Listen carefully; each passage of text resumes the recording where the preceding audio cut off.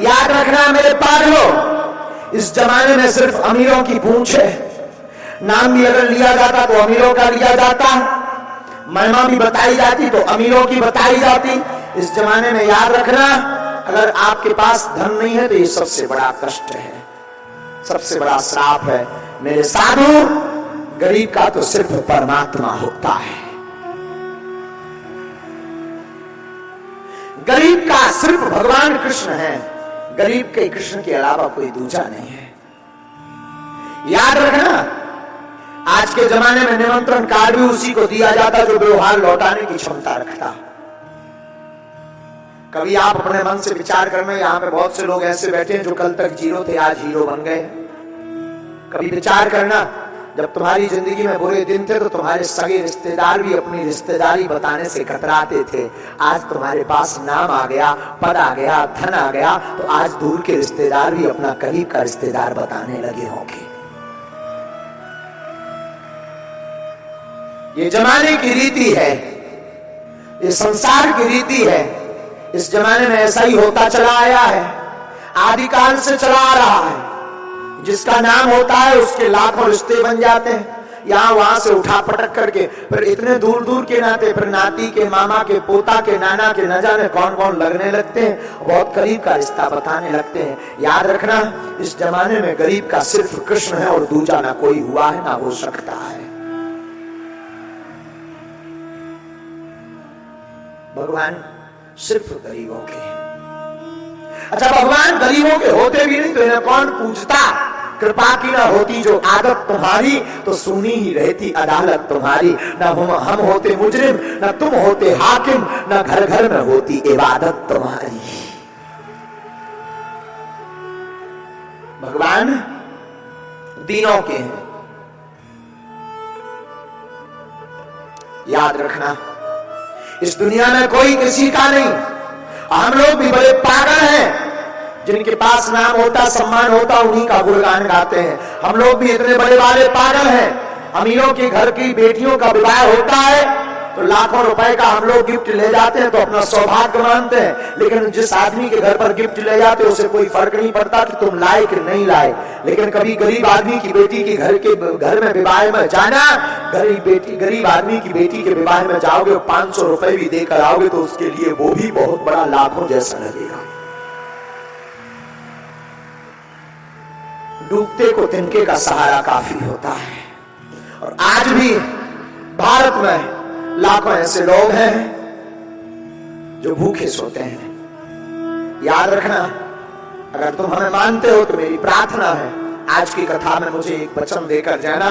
तुम कभी अमीरों के निमंत्रण में जाना या ना जाना, बहुत बड़ा आदमी हो उसके घर पर जाना या ना जाना, उसका व्यवहार मनाना या ना मनाना, तुम्हारे आसपास ऐसा कोई रहता हो जिसका कोई ना हो, झोपड़ी का वासी हो, उसका तुम जरूर बनना प्यारे।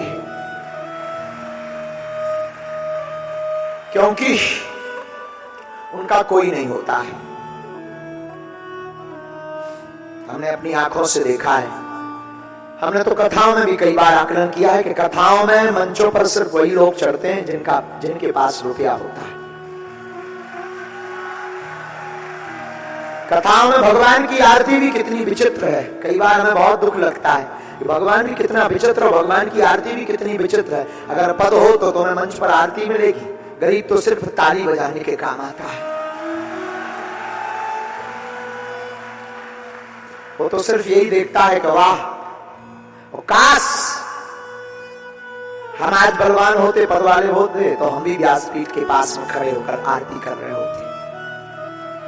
उसके भाग्य में सिर्फ इतना लिखा होता है। बहुत लॉजिकली बात है ये, केवल भागवत की बात नहीं, हर जगह की बात है। चाहे वो राजनीति हो, चाहे वो फंक्शन हो, फंक्शन में भी उसी के स्वागत के लिए लोग दरवाजे पर आते हैं जिसका नाम बड़ा होता है। गरीब तो धक्का खा के कब आया, टेम्पू करके कब धक्का खा कर गया, भूखा गया कि प्यासा गया, किसी को खबर नहीं।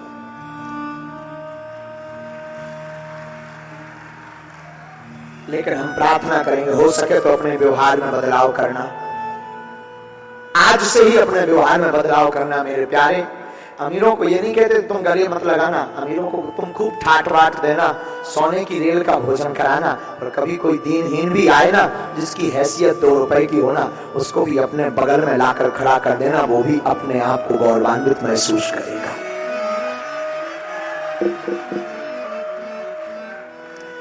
हमने तो अपनी आंखों से बहुत करीब से देखा है, कोई किसी का नहीं होता भैया।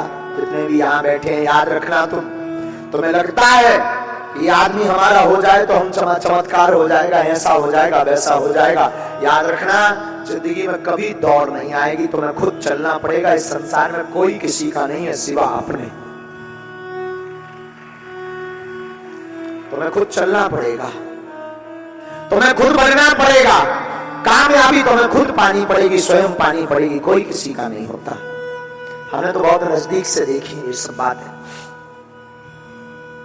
बचपन काल में जहां हम रहते थे, आज भी रहते गांव में ही, हमने भी अपने गांव में, पिताजी हमारे कुछ करते नहीं थे, अपने गांव में हम भिक्षा मांगते थे। आयु हमारी रही होगी यही कोई 8 साल, 8 साल की अवस्था, पूरे गांव में। उससे जो मिलता था उसी से हमारे, हमसे जो छोटी बहन थी, भाई था, उनका भोजन चलता था। घर में कोई पुरोहित कर्म तो था ही हमारा। कोई अगर सत्यनारायण की कथा बचवाने के लिए आ जाए तो उस जमाने में हमको सत्यनारायण कथा के 5 रुपया मिलते थे।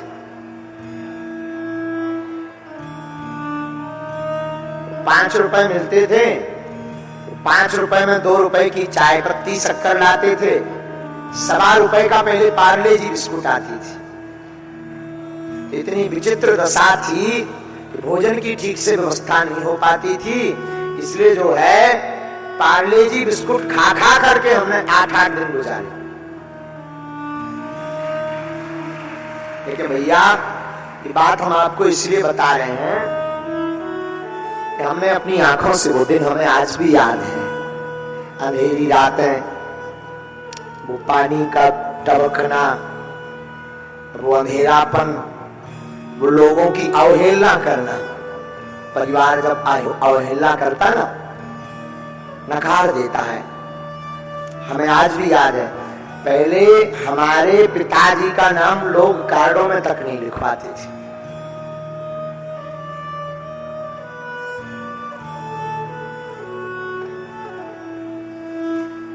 क्यों? क्योंकि उन्हें पता था कि ये गरीब हैं, इनके कपड़े भी ठीक नहीं हैं, ये व्यवहार भी नहीं पटा पाएंगे।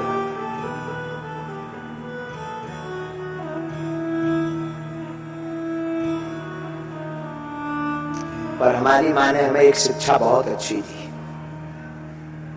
हमारी माँ कहती थी, बेटा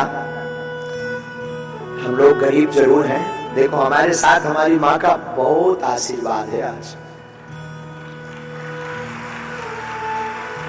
हमारी माँ कहती थी, बेटा हम लोग गरीब जरूर हैं, परंतु बेटा जब भी तुम घर से निकलना मुस्कुराते हुए निकलना। दुनिया को ये पता ना लगे कि हम लोग भूखे हैं। माँ के एक शब्द चोट कर गए थे। माँ ने कहा था, बेटा धैर्य रखो, ईश्वर सब देख रहा, एक दिन अपने भी दिन आएंगे।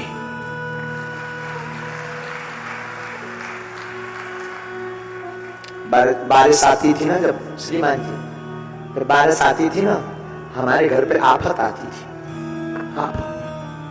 क्योंकि एक छोटा सा कमरा था, वो भी खप्पर वाला, तो पलंग के नीचे छिप करके हम तीनों भाई बहन रहते थे पूरी बारिश में।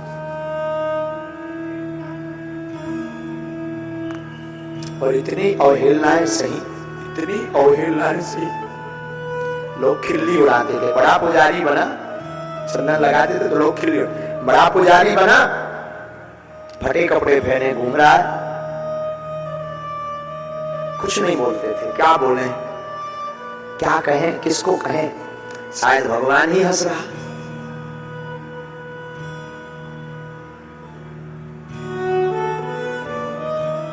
हमको भागवत पढ़ने के लिए वृंदावन जाना था बचपन में। अवस्था छोटी सी थी।